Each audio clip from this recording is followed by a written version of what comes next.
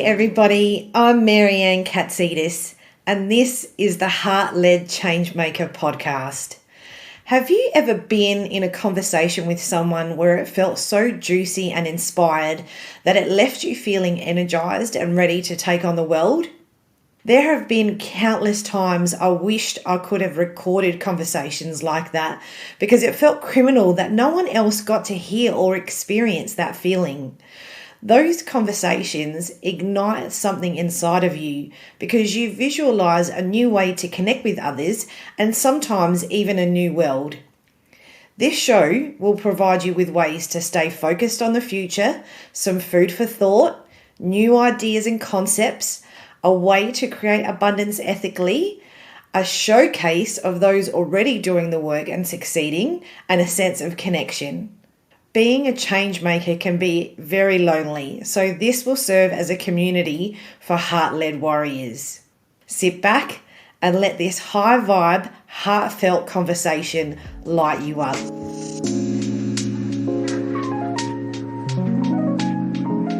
Corporate lawyer turned conscious leadership expert and women's empowerment advocate, best-selling author, TEDx speaker, and leading authority on conscious leadership, Anjani Amriit went from crisis to contribution. After dedicating 20 years to the cause in top law firms in the UK and Australia, wrangling with the boys' club mentality and with no personal strategies to manage the high-pressure environment, she burnt out.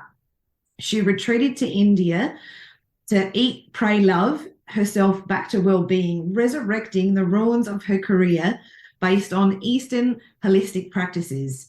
She retrained as a spiritual psychologist, Ayurvedic holistic wellness expert, meditation and yoga teacher, and energy healer. Over the last decade, Anjani has worked with influential founders, leaders, politicians, ministers, judges, barristers, lawyers, executives, and teams across the globe, including the likes of Apple, Adobe, and Visa. Today, Anjani fuses Eastern spiritual practices with Western psychologies, training burned out, disillusioned leaders, entrepreneurs, public servants, executives, and teams in the art of conscious leadership. It is an absolute joy to have you with me, Anjani, today. Thank you for being here. Thank you so much. I'm absolutely so excited to be here and have a conversation with you today. Beautiful. So I think maybe a good start is let's talk about your personal journey. I know you went on the Eat, Pray, Love mission to really resurrect all of those components about, the career that you had. But how did that end up leading you to be the entrepreneur that you are now? I spent a long time after I left my corporate legal job. Like I literally walked away from everything I'd built. It was years in the making, years to study and years of training to be a corporate lawyer, years of working my way up to the top. And after I burnt out, I literally just walked away. I went to India on a retreat and had such profound experiences of the light that I'd never had before. I felt a deep connection to myself. I started to engage in certain practices, yogic practices that really shifted my health, my mental health, my well-being. And I had some really good realizations about who I really am and what I was here for. Yes. Knew that I had to retrain. So I actually set up my own law firm when I got back from India and worked for myself for a little while, knowing that I could support myself financially while I retrained. And I knew I wanted to retrain. And I kept getting all these synchronistic opportunities just coming in. Friends would say, why don't you look at Ayurvedic medicine? I'd never heard of it. I was like, wow, had a look into that. And then, it just so happened that the next intake was happening that month and I applied, I got in to study Ayurvedic medicine. So, it was things like that. It was many, many synchronicities. I met a woman who became my spiritual teacher, who was a former barrister. So that was freaky. It was like, wow.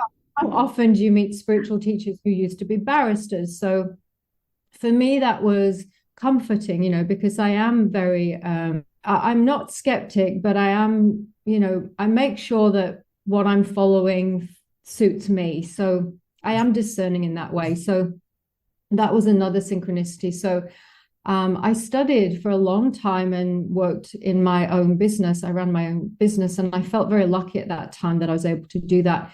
And then I just started giving back to other people just by donation. I'd practice my energy healing that I was learning. I practiced the Ayurvedic medicine principles, and I do it by donation or for free, just to get my hours in, my clinic hours in.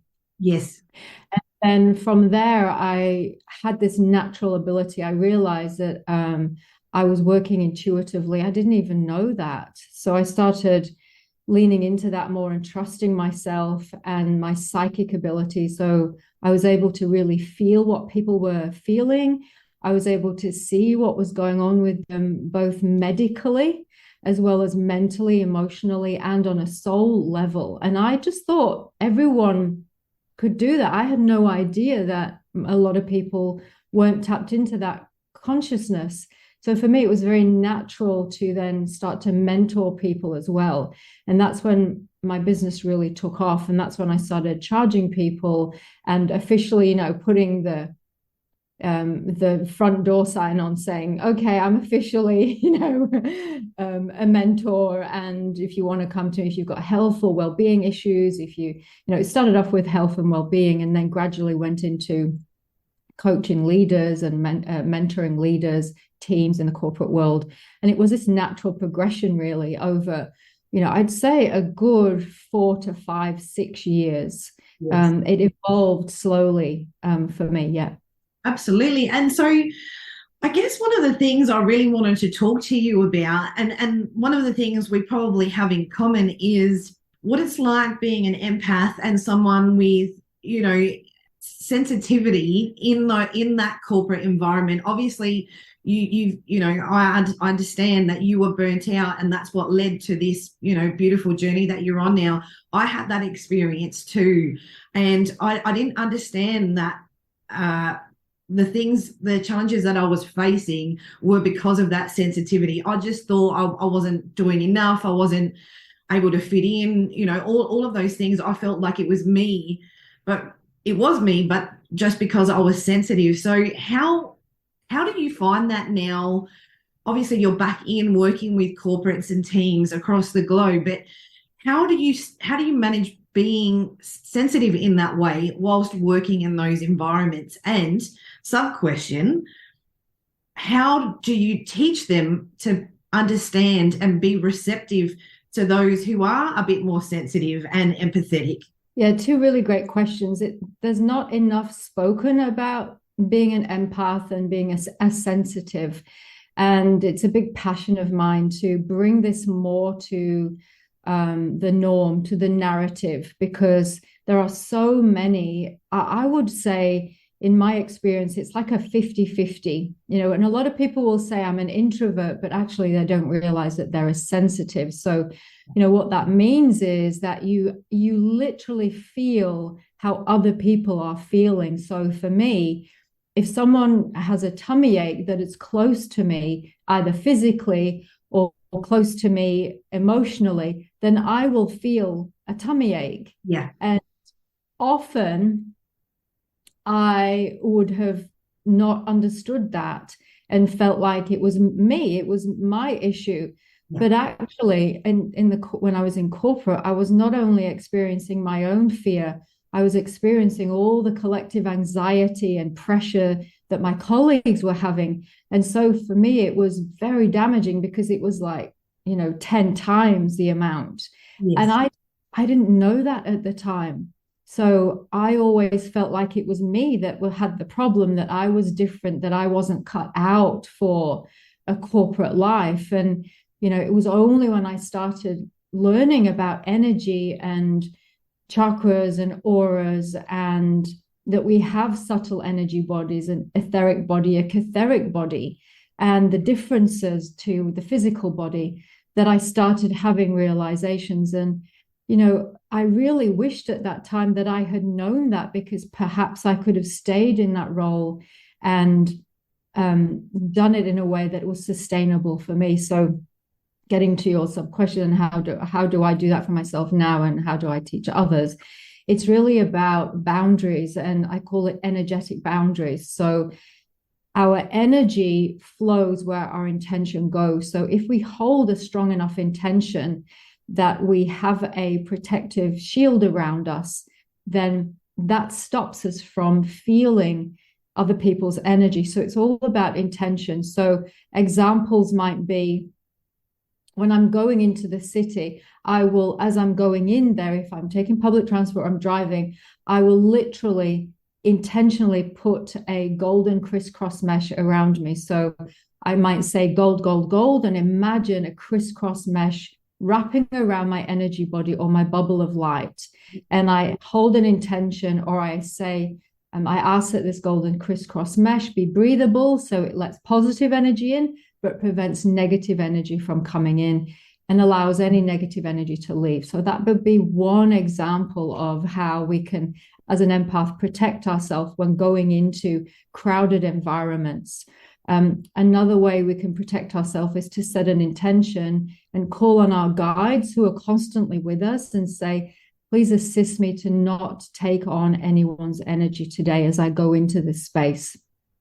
A third way is to, if we're feeling a bit funny, if we're picking up feelings and it doesn't feel good, we can simply say, isolate and release all energy that's not mine. Take a deep breath in, and as we breathe out, intend to let it go. And if we repeat that 3 times, that usually does the trick for me. Yes.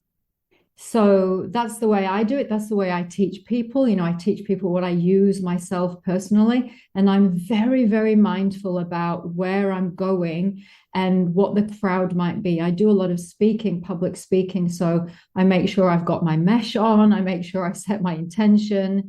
And so that I'm not feeling the audience. And because the energetic world responds straight away to our intention, it's a very powerful way to stay protected, but still be in the world. So we don't have to stay at home and not go out anywhere, because we're missing out on life if we do that. Absolutely. And I think one of the challenges that I had was people would use language and you'd be in conversation and they would say one thing, but that didn't match what I was feeling. So intuitively, what I was feeling, I knew that what they were saying wasn't true and they weren't being honest, but I had to take the words that they were saying. I couldn't just say, I know that you're lying, even though I did know that they were lying. And so it was almost like an internal gaslight. I would gaslight myself and go, no, you're being silly, or you're making that up in your head. But eventually that truth would come out and I was right, and so I'm sure you've had experiences like that, and you probably talk to, train, coach, all of those things, people who are actively in a world that encourages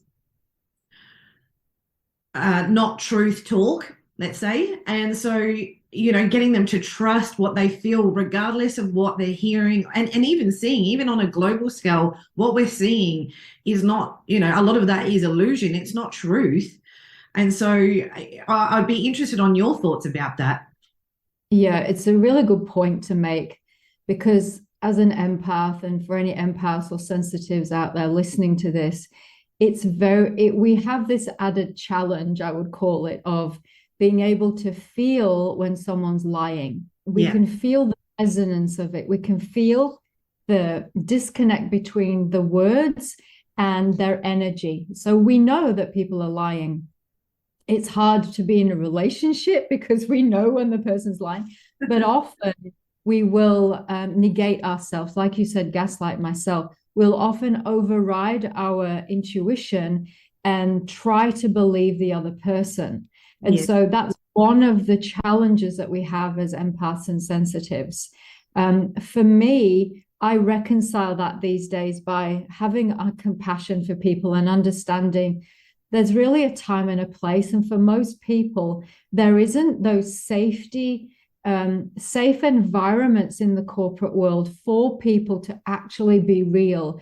Because even though people say, oh, let's bring our real self to work, our whole self to work, let's have a well-being program, that in reality there still isn't the psychological and emotional safety in the workplace that is being created by most organizations in their culture for people to have more honest, authentic conversations. And if they did, it's most likely that they wouldn't be heard and that they would be gaslighted for speaking up, for speaking truth. So it's a very difficult one. And I think more conversations need to be had like this in the workplace, not to blame people, because we don't get anywhere. We just get into separation if there's blame, but just to help people understand that if we create these psychologically safe environments in the corporate world, we're going to actually get much more from our staff and our employees,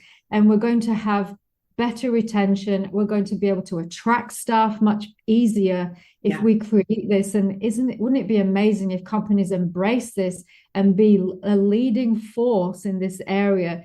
People are going to be scrambling to work for those kinds of organizations. And I have a vision, and I know that this will happen in the future. We are coming to this. And so I'm just really about encouraging these kinds of conversations. So thanks for bringing this conversation here. It's so important. Yeah, of course. And I think even just helping people understand how to manage through when they're being triggered, because ultimately people act out of fear, obviously, and frustration and not feeling heard or seen and all of the things. And so helping them navigate that internal, like it's almost like self-soothing through when you're being triggered, so to not then project onto others. And then that's how you create that beautiful cohesion in those environments. To me, in the corporate sector, that's what's missing, because as soon as you challenge somebody from a place of truth, for me, there were a lot of times where I take full responsibility. The unawakened version of me was, she was, really ballsy and fiery, and I'll show the world. I had a chip on my shoulder. I had a lot to prove. I was working in a really male-dominated industry. I'd been challenged by men a lot, and so there was that version of me would actively, push the boundaries. But when the awakening happened and I was still in the corporate world, and I became really self-aware and I understood my sensitivity, just being me was triggering people. And I still do that now. I say things and I don't even realize it's something, and I can feel people like, it hits them because I'm seeing who they are. I'm seeing their truth, and it makes them feel uncomfortable. And don't even get me started on what that's like from a dating perspective. We could have a chat about that separately. But in the corporate, in the work environment, sometimes I still feel like an alien because I know that I'm triggering them, and I can feel them squirming, and I can tell that they want to run away. And now, as I'm more confident and more comfortable with that process, I'll actually just call it out, and I'll say to them, I know you want to run away. Like, I know that you want to shut down right now, but I need you not to, because this is going to be the breakthrough, and I'm here to support you, and I can do that and facilitate in that way. But the work that you're doing with teams, how are you, how are those conversations? How are they receiving that new operating model, if you will? Yeah, I call it inner development work. And so by languaging it in that way, it helps people lean into it a little bit more easier. And so when I've worked with teams in corporate, in their offices, when we language it in that way, it's inner development, and that includes the elements of self-reflection. Let's reflect on what my thoughts are, what are my emotions here, and talking about it in terms of emotional intelligence, because those terms are now well accepted. Yes. It helps people start to turn inwards and reflect on their own dialogue. I also teach them about 100% responsibility, which is a really important strategy to have for life, but especially in business, in asking ourselves, well, if that's happening to me, what is it that I might be doing to contribute to that? What is it, I'm not right all of the time. And so where can I change my thoughts, my mindset, my emotions, my reactivity? And so it comes from a place of non-judgment, helping people understand that you haven't done anything wrong. You've been doing your best, but hey, let's all up level together. And how we do that is through that inner development work, how we relate to ourselves, how we relate to our colleagues, how we relate to the corporate world, and how we relate to the greater world. And if we can work on those aspects, then we start to become more aware, more awake of what we are actually contributing. And we can change our own thoughts and emotions and responses. We can go from reacting to responding with more awareness, but we can't change anyone outside of us. No. It's about learning and understanding that we can actually take control back and charge back of our life, of our destiny, of our career paths, if we turn inwards. And I call it an inside job. It's all an inside job. Yeah, of course it is. And then, that point that you made about being compassionate with people at that level, I mean, when you look at having to go through that, those first stages of awakening and mindset shifting and really breaking those illusions down, they're in the worst place right now to be doing that, because we've got mortgage rates going up through the razoo. People have already overextended because they were led to be a part of a theme where, you need the big house, you need all the, material things. They've overextended themselves to the absolute limit, and now they've trapped themselves in a prison. And so a lot of the time they're already unhappy in so many different components. They've probably got strains on relationship. They're probably very stressed about what's happening with their kids and what's happening in the school system and the way that they're being taught right now. There are so many components, let alone their own stuff. I spend I'm sure you would probably feel the same. I feel grateful that I did my sort of all of that work 10 plus years ago, because to do it now, it just would feel so much harder. So I do feel that compassion, and I do understand. And whilst there are moments where I wish I could shake some people and speed them along, it's not my journey to do that. And being patient and really focusing on how you can continue to lead and transform is at the forefront of my mind. Do you feel like that too? Yeah, I absolutely agree. And I believe compassion is the key, because without compassion, then it's hard enough. It's very confronting to do that inner development work because, hey, I was a corporate lawyer. I was successful. I was traveling all over the world. I was making a load of money. I was working in the best law firms in the world. Yeah. My personality, my ego self, thought that it was going really well. And then when I had some realizations about, well, maybe I have some beliefs that aren't really serving me, it was very confronting. And so I understand, because I've gone through that, how confronting it is, how difficult it is, especially in this today's environment. And even more so if you're in a work environment, it's not the place to dive deep.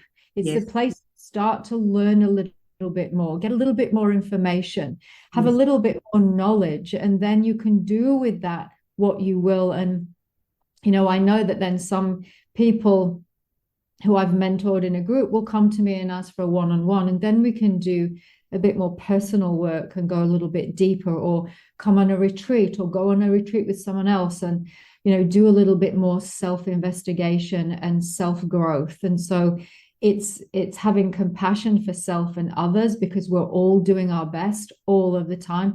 Otherwise, we'd be doing better. Yeah, so well, that's right. We're all always doing our best. And so understanding that we're all on different roads, we're all at different levels. No one is better than the other, but we can help each other way more if we can have compassion for ourselves as we grow and learn, and then for others as, the rest of humanity are growing and learning. Of course. I mean, like I said, I feel sad that they've got all those additional things, including, the pandemic that we had, and all of the shenanigans that continue with that side of things. It would feel it would be very, very scary. And so, yeah, the compassionate approach is definitely the way to go. Even, I mean, we all have our moments where, we wish for change a bit faster, but we're on the ground doing that work. We're out there helping those people, and we're activating them when we talk to them anyway. So they're already starting to see a little bit,